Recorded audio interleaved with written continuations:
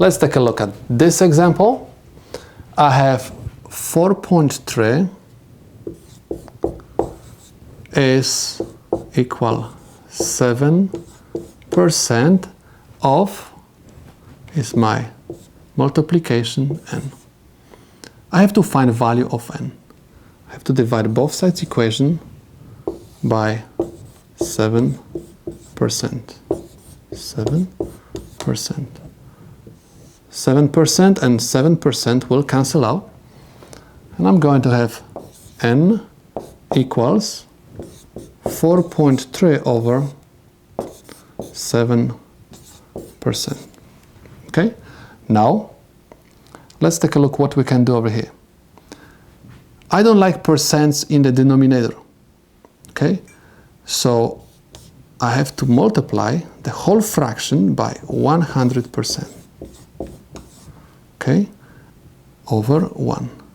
Now I cannot reduce anything, so I'm going to simply multiply 4.3 times 100, but remember we have to eliminate the percent, and I'm going to have 400 tori over 7. Remember, anytime we multiply any number by 100, we have to move the decimal point twice to right. So I have 400 tori divided by 7. Let's do division.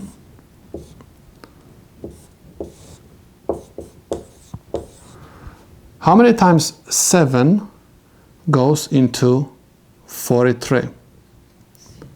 Goes 6. 6 times 7 is 42. Subtract is 1. Bring down 0. How many times 7 goes into 10? 1. 1 times 7 is 7. Subtract 10 minus 7 is 3. Now my answer is 61 and 3 over 7. That's why my answer is 61 and 3 over 7. And this is the solution to the problem.